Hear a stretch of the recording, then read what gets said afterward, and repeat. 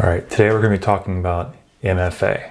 What are some of the things we're going to cover? We're going to cover what is MFA, MFA versus 2FA, why you need MFA, and how you get started with MFA. So let's start. What is MFA? Multi-factor authentication. Read the shirt. MFA, all the things. So what does that really mean? Well, it typically means several different things, right? One of them is going to be something you know. A quiz word, a pet's name, a second form of key question you might get where you fill in, hey, what was the first rock concert you attended to? Okay, these are examples of something you would know. Secondly, is something you have, right? It could be a token, it can be a phone, it could be a specific type of a device, a hard type of key. These are really something that you're physically going to have in your possession that can be used for that second factor of authentication. Thirdly, something you are. Fingerprint, eye scan, handprint.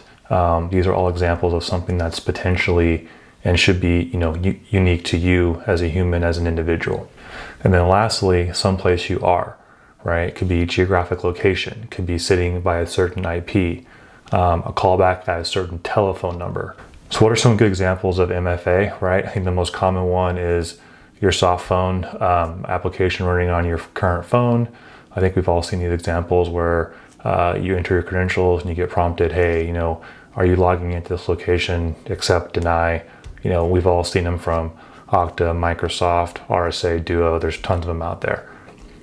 RSA tokens, YubiKeys, these are rather great examples of more of a hard token, something you carry with you, something you can log in with. Another example is really your credit card plus your PIN number, right? It's something you have plus something you know. Those equal those two things that give you that kind of second form factor of multi-factor authentication. Now let's talk a little bit about MFA versus 2FA. What do those two things really mean? Well, one, MFA is multi-factor and 2FA is really two-factor. Oftentimes these kind of terminologies get mixed together, but they're really two separate things. So 2FA is really a subset of MFA, right? Because you can have multiple, meaning more than two. So in some cases you can have 3 and or 4 factors depending on the type of system or the type of solution you're logging into. But most common that we see is that MFA/2FA as 1 plus 2 factor authentication. There's also a thing called adaptive MFA, right? So that, based on maybe your profile, your risk, certain behaviors, you might get prompted again for that second factor if things look out of the ordinary. A great example for MFA is kind of what we see as the Superman effect, right?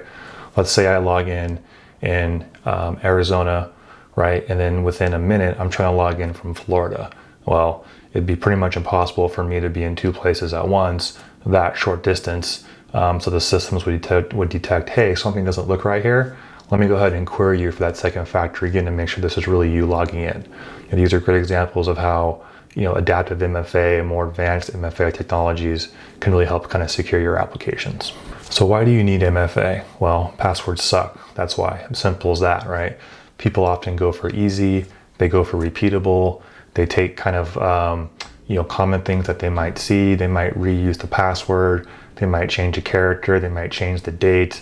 But if you kind of know a person's patterns, it's very easy to social engineer and sometimes kind of password hash and guess what these things might be like, right? So, having that second factor, adds that extra layer of complexity and security to applications, whether they're business and or personal applications.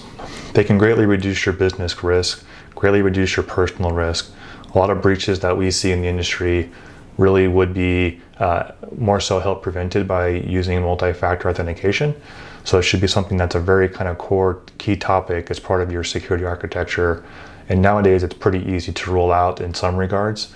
So there's no reason, not to be doing it or thinking about it, in today's age. So how do you get started with MFA, right? Well, first off, you want to understand all the applications you have in your business, right? Again, think back to that inventory. Is it an internal app? Is it a modern app? Is it a cloud-based app? Is it a SaaS app? Definitely start with your high-risk apps, right? Anything that permits access to the VPN, email, SaaS data, financial data. Almost any kind of modern application can be very easily engaged and turned on with MFA. The enrollment process is generally pretty easy with these modern platforms, hooking into your high-risk apps and things like that. So it makes it easy on your users to go through and enroll. And you want to really understand the user environment, right? Do they have a phone? Are you going to use a soft phone? Are you going to use a token? Are you going to provide a phone? What's that kind of level of access need? What if someone loses a token? What's the cost involved? Licensing, right? These are all things to keep in mind, but generally speaking, for the most part, people are kind of willing to, go with the soft phone application route, generally painless. The other thing I want to mention is, you can use SMS, but don't. SMS is kind of generally being seen as less secure. It's prone to SIM swapping and things of that nature. So, if you have to use it in a pinch, you can, but, generally a hard token and or application on your phone is going to be a really good starting point to get going with MFA. And don't forget, MFA isn't just something you turn on and walk away. It's really part of a larger identity management journey, but this should be a really good first start for you to kind of get going in that realm. And then lastly, it's 2021, just get started nowadays. There's no reason not to. Like I said, most places have MFA kind of platforms in place. And it's just a matter of getting the users enrolled, used to it. Turning it on isn't nearly as complex as it used to be. So just get started. That's the best thing you can do. Thank you.